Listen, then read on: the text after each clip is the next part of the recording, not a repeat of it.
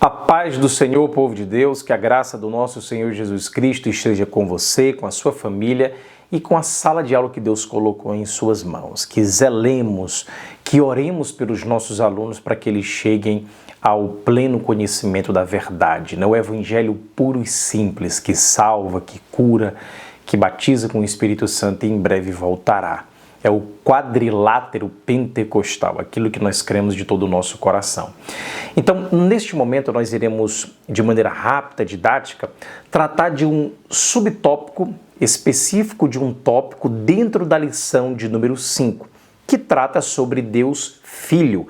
Lição essa que será ministrada em todo o Brasil, dia 1º de fevereiro de 2026. A lição que tem como título norteador, título geral, a Santíssima Trindade, uma lição maravilhosa que tem falado fortemente aos nossos corações e alinhado ali como um aparelho ortodôntico onde endireita os dentes ali na boca. É isso que essa lição tem feito com a vida espiritual de muitos dos nossos irmãos, né? Dentro da ortodoxia, gerando uma ortopraxia, uma prática correta, coerente, de acordo com a palavra de Deus. Então, isso que é mais importante é salutar para a nossa saúde, para a nossa caminhada espiritual, entendermos a Bíblia do jeito que ela é.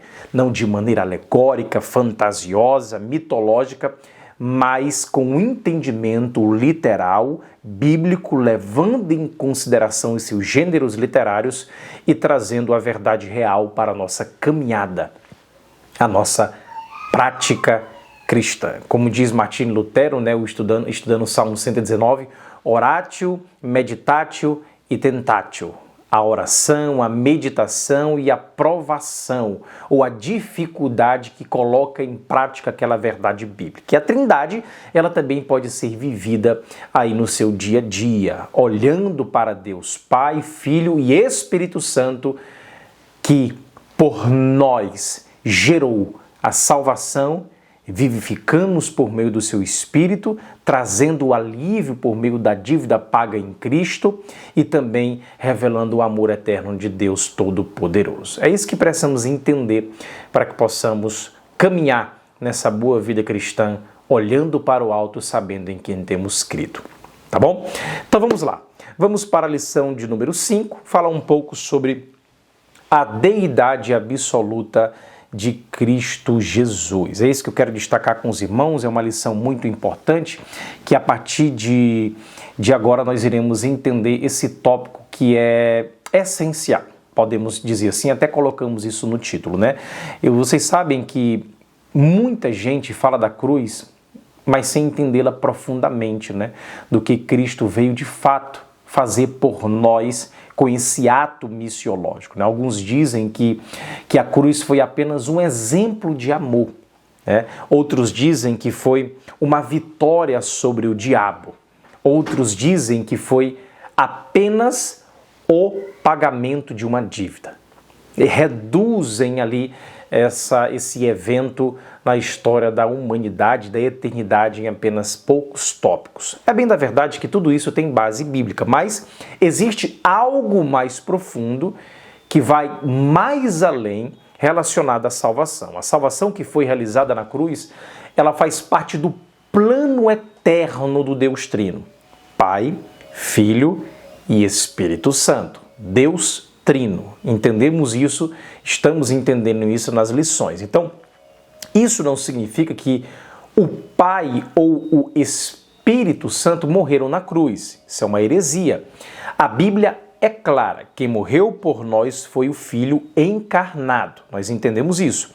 Mas essa obra, ela foi planejada pelo Pai e aplicada pelo Espírito. Há esse entendimento aí de planejamento e aplicação.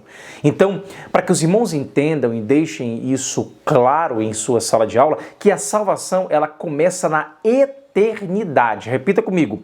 A salvação começa na eternidade. A cruz ela não foi um improviso. Foi o cumprimento de um plano eterno. Perceba, o Pai enviou o Filho. Os irmãos podem repetir, o Pai envia o Filho, nós aprendemos isso em João 3,16, porque Deus amou o mundo de tal maneira que entregou o seu filho.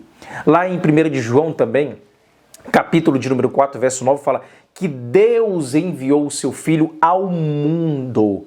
Envia, entrega o filho ali para a obra da redenção. Então, o filho, para que haja esse entendimento, ele entrega-se voluntariamente. Há uma entrega voluntária. Hebreus 10, 7 fala sobre isso. Eis aqui venho para fazer, ó Deus, a tua vontade, a vontade de Deus Pai. Então, João 10, 18, ninguém tira a vida de mim. O próprio Cristo falando, ninguém tira a vida de mim. Se eu não entregá-la voluntariamente, nós podemos entender desta forma. Então, o Pai envia, o Filho se entrega e o Espírito convence. João 16, verso 8. Ele convence o pecado. Tito 3,5. Ele regenera. 1 Coríntios 6,19. Ele habita no crente. Há essa aplicação da salvação. Então, vamos resumir aqui de maneira didática para que os irmãos entendam. O Pai planejou, o Filho realizou na cruz e o Espírito aplica no coração do crente. Há essa aplicação. Então, quando falamos de deidade absoluta do Filho, olha os termos aqui, deidade absoluta. A lição, ela enfatiza que Jesus tem a mesma essência do Pai. É isso que precisa ficar claro. João 1:1, o verbo era Deus. O verbo era Deus. João 10:30, eu e o Pai somos um. Colossenses 2:9, nele habita corporalmente toda a plenitude da divindade. São textos que deixam claro essa verdade. Jesus, ele não é um ser criado. Jesus, ele é Deus verdadeiro. É isso que precisa ser entendido. Por que essa frase é vital para a salvação? Você pode fazer essa provocação em sala de aula. Perceba, se Jesus não fosse Deus, Cristo não fosse Deus, o seu sacrifício não teria valor. O sacrifício de Cristo não teria valor infinito. Se ele não fosse Deus, ele não poderia vencer a morte por todos. Se Cristo não fosse Deus, ele seria apenas mais um Marte na história da igreja. Um profeta como qualquer outro. Mas quando dizemos que ele é Deus, essência, substância, o seu sacrifício tem valor. E não é qualquer tipo de valor.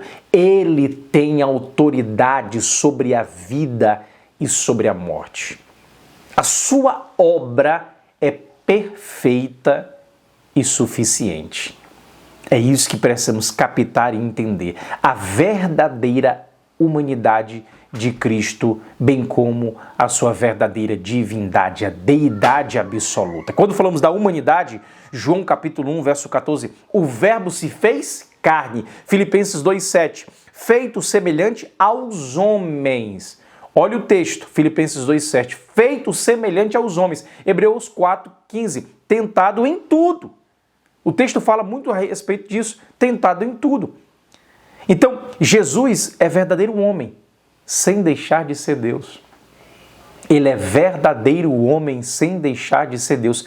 Essa é a frase, esse é o entendimento. Duas naturezas,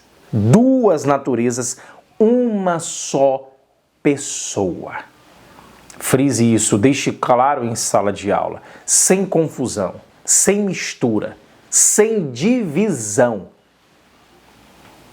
Esse é o mistério que precisamos entender. Agora, por que isso precisa ser ensinado de maneira clara? Por que isso é essencial? Como homem, ele pode nos representar. Como Deus, ele pode nos salvar plenamente. Aspecto humano, representatividade. Aspecto divino, salvação.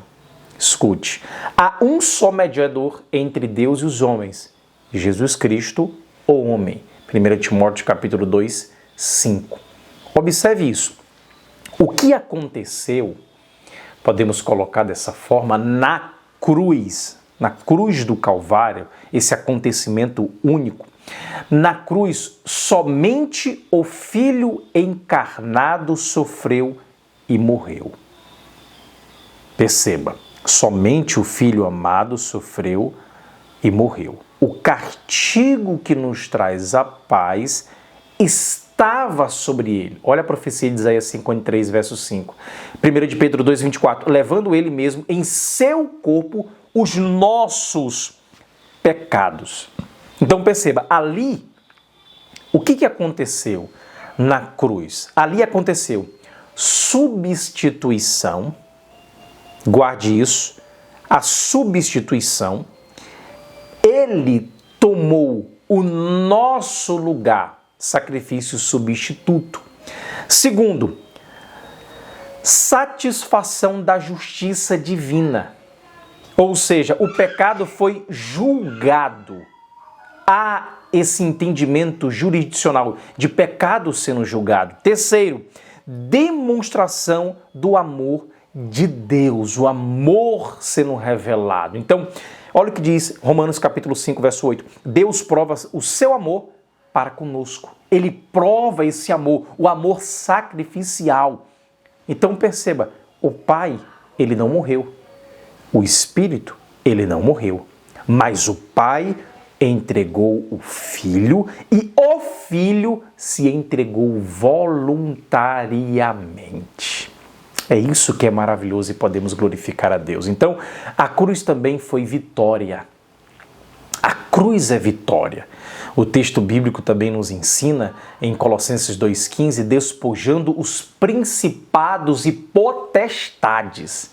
O texto fala, para isto o Filho de Deus se manifestou, para desfazer as obras do diabo. Está lá em 1 de João, capítulo 3, verso 8. Então, Satanás, ele não recebeu o pagamento. Ele foi derrotado. Glória a Deus e louvado seja o nome do Senhor. Ninguém estava devendo nada para o diabo. Ele foi derrotado. A cruz parece derrota, mas foi o maior triunfo da história da humanidade. É isso que precisamos enfatizar.